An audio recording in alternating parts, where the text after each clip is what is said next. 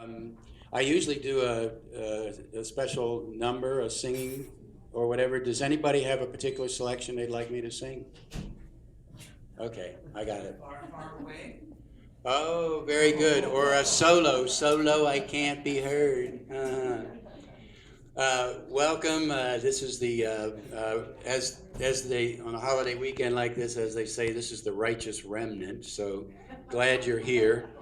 Um, Anyhow, before we begin, just some announcements and reminders. We have a lot of activities going on in September. Um, the book club will be meeting Tuesday, September 13th. They meet at Highland and at 6:30 till 8. And this month they're going to be discussing Charles Kimball's book, When Religion Becomes Evil, which was written about the time of 9/11. At the time, Charles Kimball was a professor of religion at Wake Forest. He's now, I think, at Baylor, Oklahoma, University of Oklahoma, and he's going to be our speaker at an event later this month that I'll tell you about. And so they're reading this book in anticipation of his speaking. So 6:30 on Tuesday the 13th, the book club. Then on September 20th, third Tuesdays, which is now our Interfaith Conversations evening, that's at 7 o'clock and at Highland Presbyterian in the Activity Building. And that's across the street from the Highland Sanctuary. And Professor Elizabeth Gandolfo from Wake Forest, who's professor of Latin American and Catholic Studies, is going to be talking about the role of women throughout Catholic history. And so with our topic today being Roman Catholicism, September is Catholic Month. And then that same week, Tuesday the 20th, then on Thursday the 22nd, there's the Carlton Mitchell Interfaith Series, which is our fourth lectureship for the Interfaith Winston-Salem sponsors. I'm going to let Jerry briefly talk about that. The Carlton Mitchell series honors the Carlton Mitchell series honors a former head of the religion department at Wake Forest. He was there for, I forget, maybe around 20 years. And Dr. Kimball, who will be speaking, also was head of the religion department at Wake Forest for about 10 or 12 years. And while he was here, he wrote the book, When Religion Becomes Evil. And since that time, he has been very active. He's been interviewed more than 700 times on television around the world because of his experience. He worked, he was in Iran during the time of the Shah, for example. So he has a lot of experience in that area and is very authoritative. When we think about religion becoming evil, sometimes we think about Islam because some of the terrorist activities, but I think what he will do is to show us some of the warning signs that we need to be alert to in our own faith traditions, which can lead to extremism. So he'll be speaking at 7 o'clock in Wendell Recital Hall at Wake Forest, and we're expecting 500-600 people who will be coming for that. So we hope you will be able to come too. There's no charge. It's a free lecture series. He will be signing books after the lecture as well. In front of the speaker does that. So. Okay, and then next month's journeys here will be Kalim Andreas, who's Lebanese, and also a Christian, who will be reflecting on, and he's a good friend of Rob Phelps, reflecting on the challenges that has in his life. Are there any other announcements? Okay, Elizabeth. I have t-shirts, so if you purchased a t-shirt and you haven't got it yet, hopefully it's up here with your name on it. Just come by and pick it up. Thank you. You might want to open it up so they can, if anybody's interested, they can. Well, I only have the ones that folks have already purchased. Gotcha. Okay. Yeah, we don't normally sell T-shirts on the journeys, so there you go. Okay, thanks, Elizabeth. Now, finally, to our speaker today, Marshall Marvelli, and his wife Sylvia is with him. Marshall and I have been friends for a number of years. Marshall and Sylvia live across the street from the former congregation that I served at Messiah Moravian on Peacehaven Road. And this tall man came into my class one Sunday morning, and it was one of the best things that ever happened to the John Huss class that I was teaching. Marshall is a huge wealth of information, great resource, very widely read, and I would say quite an intellectual, always stimulating discussions, and so I felt great about it when I was not able to be there. Marshall would teach, and now that I've been gone for 3 years, Marshall has the class continuing, and he teaches it full time now.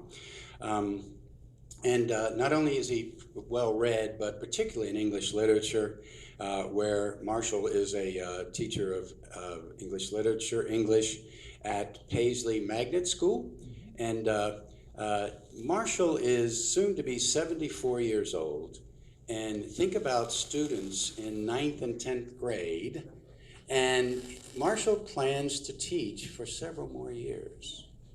That's pretty, for me, amazing to have the energy and the connection with students who are in the 9th and 10th grade and to stimulate their thinking and engage them. And I'm sure that's part of what keeps him rather young. And he's also a very curious person, so I'm sure that it rubs off well on his students. That's actually a later in life career for him. In his earlier life, he was a freelance photographer, and then what brought him and Sylvia and his family to Winston-Salem is he was recruited by R.J. Reynolds back in 1976 and was with Reynolds for a number of years. He grew up in Eau Claire, Wisconsin. Any Wisconsinites here? Okay, or as they say, Wisconsin. And he graduated from the University of Wisconsin and has a master's from the University of Missouri. He also managed a 2-year stint in the Peace Corps, teaching English in Cameroon in West Africa.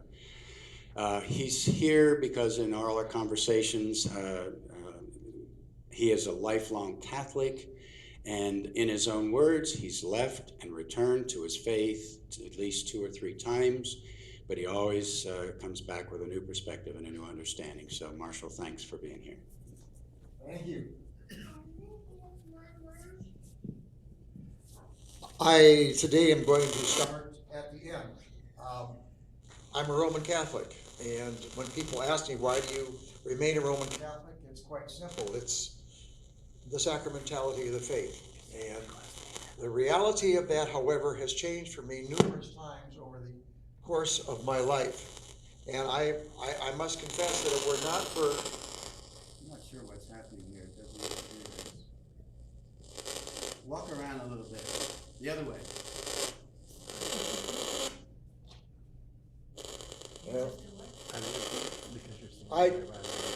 Can you hear me if I'm talking like It's this? because I was standing near it.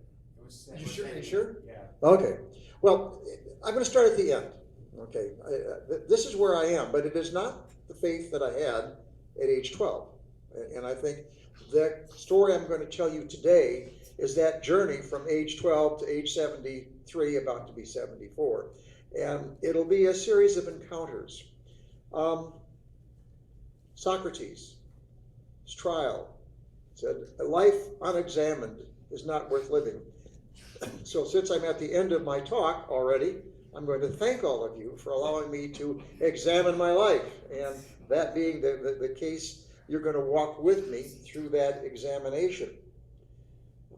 Viktor Frankl wrote a book about his experience in Auschwitz, World War II. The title of the book was Man's Search for Meaning. And he said that there are 3 things that give meaning to life. And one is work, the second is love, the third is response to suffering. I haven't done much suffering. In fact, I've been quite fortunate in my life. but I would hope that my sense of finding meaning in life has to do more than anything else with my work, and ultimately love the idea of caring for someone, especially in the sense of my return to teaching. And we'll get to all that. Encounters. All right. Let's go back to the time I'm 10 or 11 years old, and I'm born into the faith, Roman Catholic. And looking back now from this perspective, the reality is I was wrapped up in the outer performance of the faith.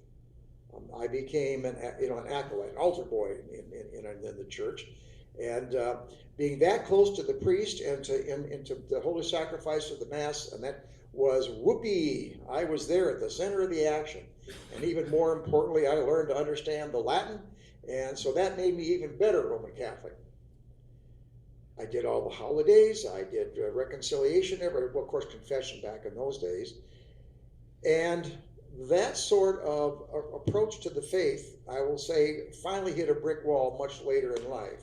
But we're going to leave it at that. So there I am, this Roman Catholic, who has been well steeped into the stupefying course of the Baltimore Catechism.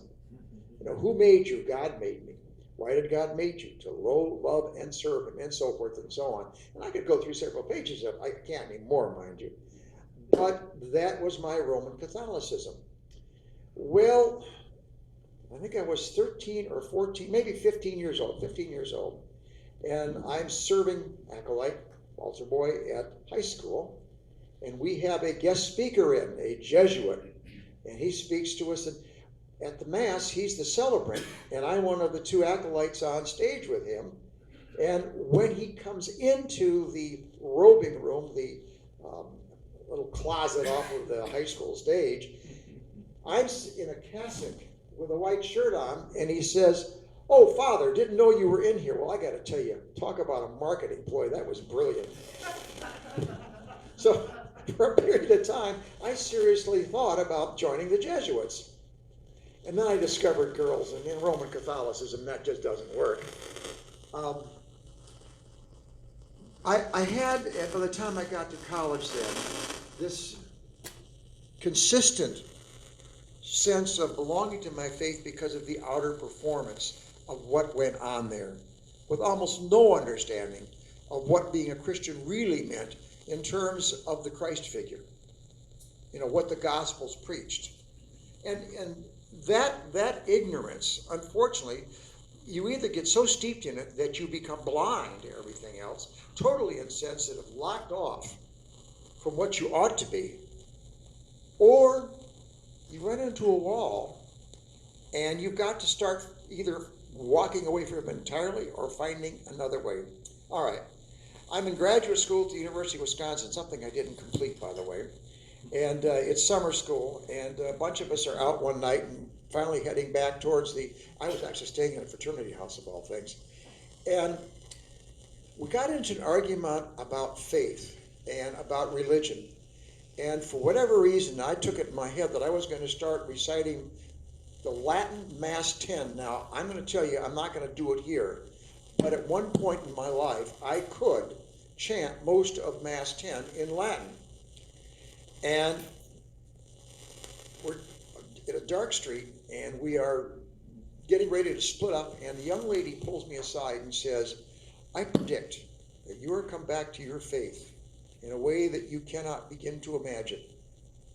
Now, all these years later, that voice still echoes in my head, and I will never forget it. I don't know the young lady's name. I don't have any recollection beyond that one comment that she made, but she was a prophetess, and I will tell you that then becomes the rest of my story. I walk away from my faith and frankly find myself totally, what do I want to say, lacking any sort of empathy or sympathy for the Roman Catholic Church that I then came to understand as it existed. Remember, this is the Church of John 23rd. And at his death, I watched my church, which I was by that point totally enamored with, poof, disappear as the canon lawyers and the conservatives and the Roman Curia take back over and begin ripping down everything that John 23rd tried to do. I don't know how I made that turn, except for a series of people that I met, ultimately coming here to Winston-Salem. But at this point in time, I joined the Peace Corps. I'm staying in that fraternity house, and Ray told you that's where I was staying for that summer. I was in graduate school and became absolutely, I wasn't going to go on and be English literature for a degree in there. No way was I going to be able to do that. This is Johnson cranking up the war, and all of a sudden you have a choice. You either flee to Canada, or you go off and be part of the war machine in Vietnam. I'm a bartender by that time. Remember, see, now I'm in my 20s, and lo and behold, I'm at the tavern, and a bunch of my buddies from the fraternity house come rolling in. They have a telegram from the U.S. government, and of course they all assume that it is my draft notice. My number was 24, so you knew I was going to go no matter what. I open up the telegram and glance at it and start whooping and yelling and cheering. Of course, the guys all thought I was going to be stricken and getting ready to take off for the northern border.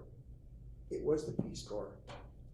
In 1962 or 1, I had actually filled out a form for the United States Peace Corps and said I would be interested in going, joining the Peace Corps in 1964 or 5, and that I would, that I'm assuming by that point I'd have graduated from college.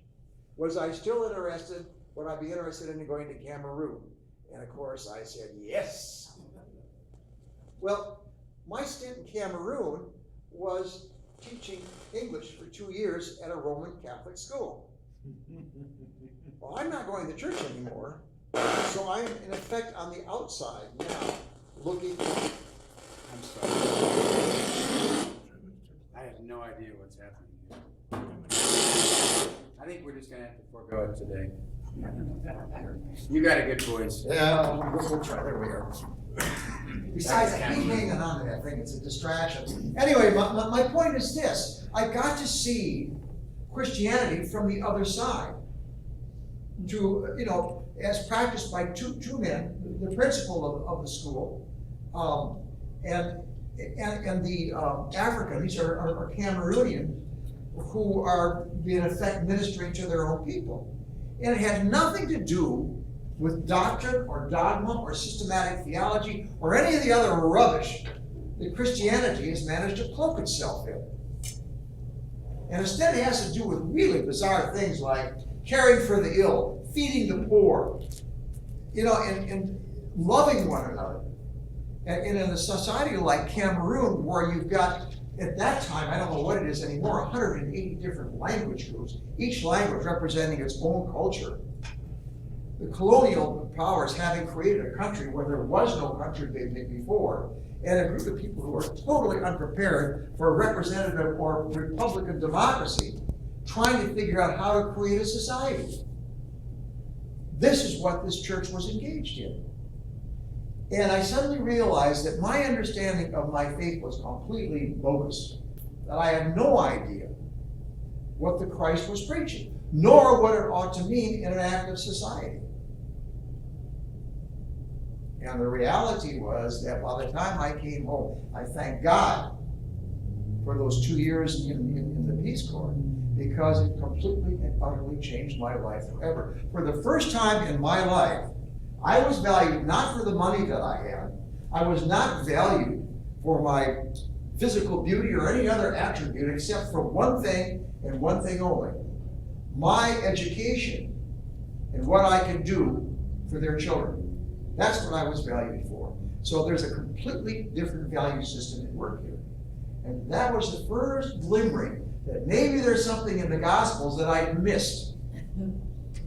All right, so I come back to the States, and at that point, it was actually offered a Ford Foundation scholarship at the University of Wisconsin to come back and go into their education program. And I decided I didn't want to, that I really wanted to go into journalism, because I bought a camera and I started taking pictures and suddenly become totally infatuated with photojournalism. So the next number of years of my life are engaged with first being a journalist. I go to work for something called the Galesburg Register Mail, and I become their farm reporter. And I also become the police and court reporter. And this takes you into a whole different part of our culture. Because on the one hand, you're seeing, the Galesburg, Illinois is in the middle of the flatlands of western Illinois, not too far from the Mississippi River. Its old claim to fame is Knox College, where Lincoln and Douglas had one of their debates. And that's it. Other than that, there's corn, soybeans, as far as you can see.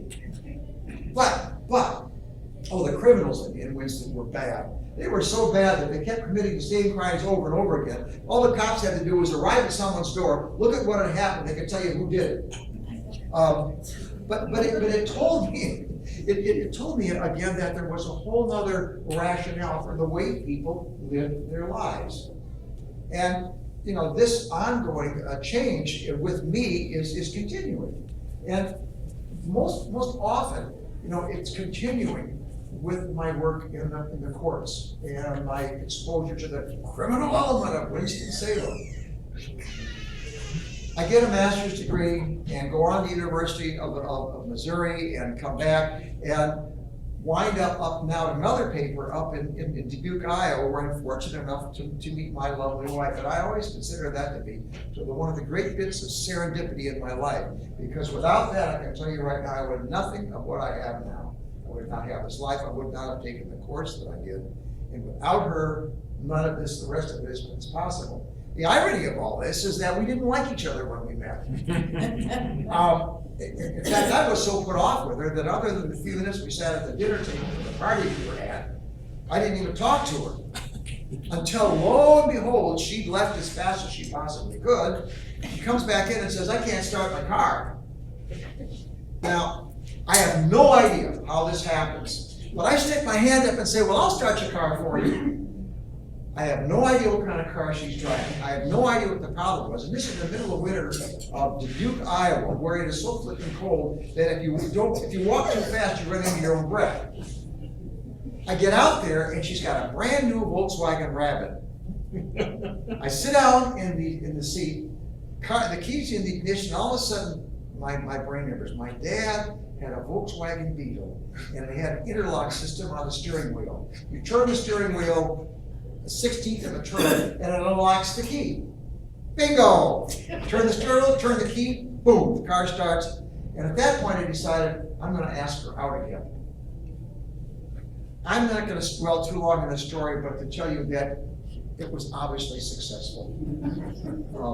I'll leave her to tell that story. But what happens is that we have ultimately arrived in Winston-Salem, North Carolina, because I'm working for the Telegraph Herald in Dubuque, Iowa, and they don't pay anything. In fact, it's so bad, I'm probably paying them to work for them. But it means that my life with a wife and children now has done a huge turn. Not a 180, but a huge 90. It means we're going off in an entirely new direction. And that means that my faith has to do the same thing. What do? Well, being the Roman Catholic that I was, I become involved over at St. Leo's. And the first thing I do is to join the parish board. And I can tell you right now that after about 6 months to a year of listening to that, I knew I had made a huge mistake. So we have one of our associate pastors there who says, why don't you think about helping with the Bible study? And you know how much I knew about Bible? Well, virtually nothing. But it meant that I had to start learning to teach other people. And so for the next 3 to 4 years, I slowly became deeper and more engaged with the study of Scripture and trying to understand what Scripture was about and the message of Scripture that I otherwise would never have had. But I ran a new problem, because when you study Scripture, you suddenly have to confront non sequiturs, logic, and the blatant truth that what's preached in the Scriptures has very little to do with what goes on in the pew. And that too many people put on their Christian cloak when they walk in the door and take it off when they walk out the door. And I was starting to have some real struggles at that point with my faith. What kind of a Roman Catholic was it? How was I going to engage in Roman Catholicism? So the associate pastor, Dr. Frank Tagro, who I think is still out in the far western part of the state, one day during a spiritual direction session says, you're going to need to learn how to re-engage with Scripture, and you can't be a biblical literalist or an anarchist, because with the way you study, you're going to come to a bad turn on the road, and you're going to have to make a decision. He says, I can't tell you what to do, but you're going to confront this, and I'm going to tell you right now, how you get over that wall, how you negotiate that turn, that will direct the rest of the course of your life. And he was right. He was absolutely right. Because then it was my great good fortune to run into, I think, the woman who then became my spiritual mentor. And her name was Beatrice Buteau. And she was a Vedantist. And her whole philosophy of Christianity was much more in line with the path that I wanted to follow, but I didn't know that at the time. I didn't know that this is what Beatrice was offering me. And so I started to take a completely different look. The reality was that I discovered that the sacramentality of the church had nothing to do with theology, it had nothing to do with dogmatism, it had nothing to do with doctrine.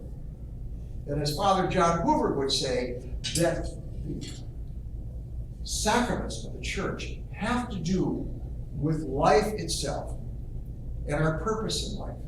For instance, do you folks know that of the sacraments, that one of the sacraments is performed only by the participants? The marriage ceremony.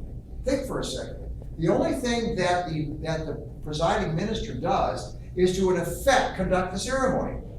The ceremony is conducted by the two people who are getting married. Extreme unction. That's not the priest running in as you're dying and everyone knows you're dying. It is the idea of, for you as a parent, for instance, being an avenue of grace for your own children.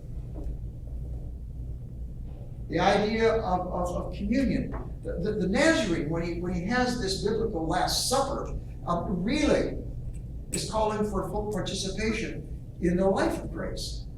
And that when he talks about the idea of this is my body and this is my blood, has nothing to do with the actuality of body, of flesh and blood.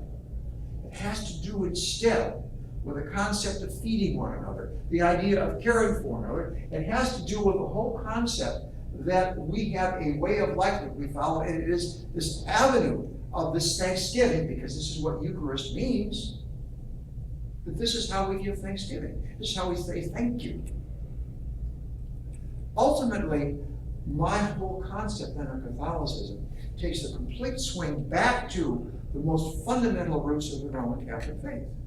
And that is the idea of a way of life that focuses on the essentials of life itself and says that you need to live life with the idea of and I will be unabashed in my profession of this, in the eyes of God. Only you are God's hands and feet, you are God's ears, you are God's voice on earth. And that when we look at, for instance, the concept of the crucifixion, the sacrifice, it really is the idea that we then become the sacrificial victim. Now, you're going to ask, how do you get to all this? And the answer to me wasn't quite so simple or clear until I read Frankl's book. And Frankl's argument was quite simple. There are three things that give meaning to man's life.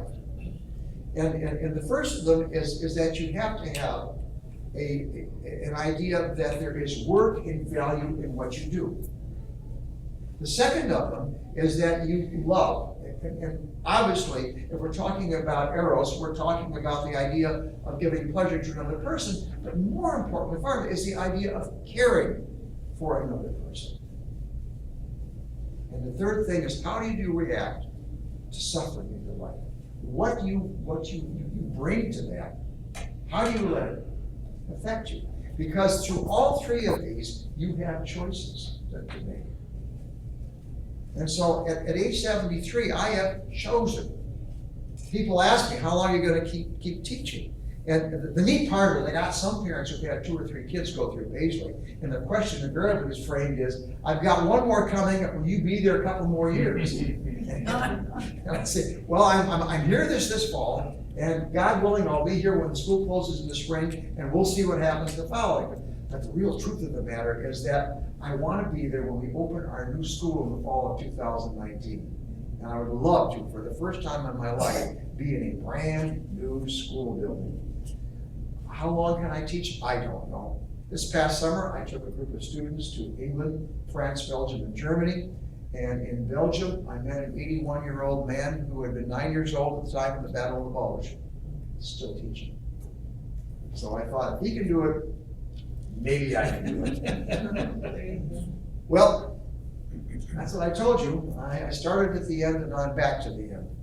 But my Roman Catholicism is more firmly implanted than it ever was before. I've come back to it in a way I never thought possible. And I will be Roman Catholic when I die, but it is not the church. It is not the Roman Catholicism. I thank you all for listening to me. Thanks. Stay up here for some possible questions that people might have. The silence is deafening. I'm going to start. You painted an understanding of Christianity that is, of course, much more focused on social justice and a bit not filled with doctrine, etc. How do you reconcile the fact that Roman Catholicism, I think, is still quite a doctrinal church, and even the saying of the Mass and the blood and sacrifice and etc. How does all of that sit with you? It doesn't. I ignore it. My whole approach, and this is Beatrice's teaching, is that my whole approach to my faith is through the mystical aspect of it. And the idea, the divine, by definition, is transcendent. You cannot have a systematic theology. You cannot have a doctrinal approach to that which is inherently unknowable. You have to experience it, you have to express it. I'll be honest with you, when they stand up and say the creed, I stand up, but I don't say very much. Did that answer the question? It did. It did.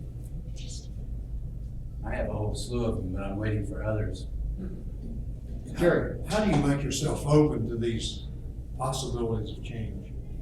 through my students. Through my students. I'll give you two stories, okay, just quickly this. One, when I was initially brought into the school district, I was certified only to teach a very narrow window of grades, 6th through 8th, and possibly 9th grade. They wanted me to do the high school program, so they had an acronym called housing, which meant that you went through a practicum. The woman who was my housing coach was assistant principal out at Glen High School. And at the end of the whole thing, she said, "You're doing very well. I'm really glad we're able to attract you to the profession." And she said, "But I've got one question. Your entire class is white. Where are all the African American students going?" And I looked at her, and this had been obvious. But I made it my work after that to try and make myself attractive to all of my students, and not just a narrow window of white upper middle class kids. Today, my classes are, I would say, easily 2/3 African American. And I wish I could get Sandra back out there to take a look at what we've done. That's one thing. The other thing that I do is to try and get my children, as we study and we read works of literature, to talk about what's going on in the world in which we are living. Now that presents a real problem right at the moment, and we'll do so until after the election in November. But that's what I do.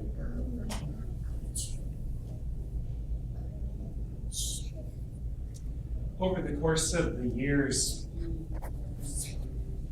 have you seen or do you sense that there is change in the Catholic Church as far as some of the things Truman alluded to in the beginning? And of course, how does one change centuries of human-made rules? But do you sense from the populace that there is change afoot? There is, but the thing is, it's always been there. It's never been absent from it. You just have to go and find it. You certainly are not going to find it in the Vatican. I'll tell you right now, and this is an old joke, but if Jesus were to come back, the first place he'd go with his whip of knotted cords is the Vatican. If you want to find Christianity being practiced as it ought to be, you've got to go out to the streets of the favelas of Brazil. You've got to go to the impoverished areas of the world and watch missionaries at work. I mean, today we are anointing, and I really hate this idea of sainthood, but was it an Albanian nun? And calling her a saint, and what was she all about? Ministering to the destitute of India. So if you want to find, it's never left. It just isn't talked about very much, because what do we look like?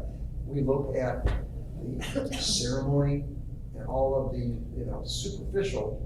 superficiality of the practice of the faith. And that's my argument. That's why I say, when you asked about Truman, about how I dealt with the dogmatism of the church, I simply ignored it.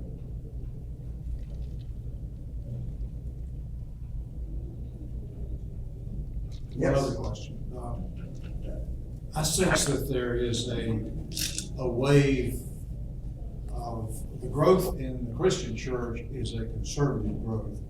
Not in this country, but you see it in China, Russia, Africa, which is a much more doctrinal approach. That was my vision. Whereas in this country, we may be moving apart from that approach. What do you see that meaning for the future of Christianity in this country? I must confess to you, I don't know, because in this country, for the doctrinal church to find relevance is going to be a difficult proposition at best. I mean, there was a roadmap that was offered some 30 years ago, pointing out where we would be with the number of Roman Catholic priests, and unfortunately, it's turned out to be true. How do you achieve relevance in a world in which this, doctrinal faith no longer has any relevance? I don't know. I don't have an answer for that one. I'm sorry. But I agree with you. I think it's groups like this that probably offer a better path. But look for a second. There's not other than this young lady sitting right in front of me, there's not a young face in here. Our children are not here.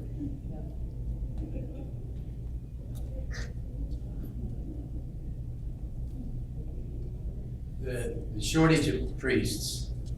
The classic question, do you perceive, I think some people thought that might happen with Francis, but I think he's also showing that he's still a soldier of the church.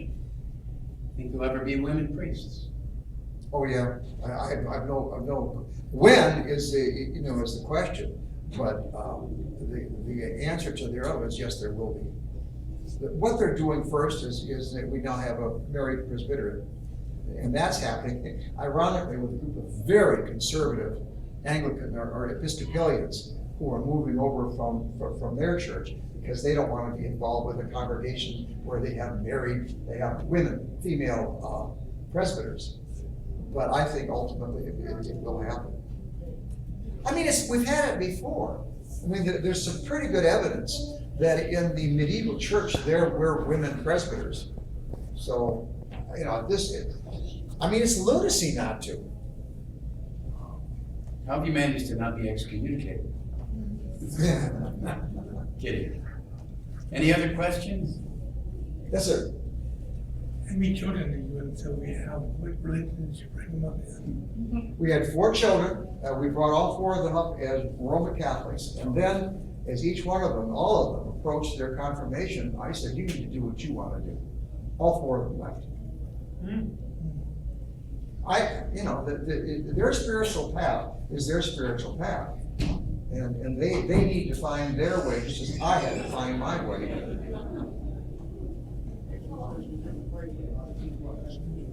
Any last questions?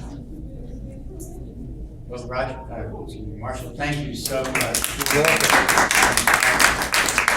And just one reminder, next month, Colleen Andreas, and same time, and if those of you can, if you'll drop a couple of dollars here, we'll give it to Ronnie, our server, before you leave.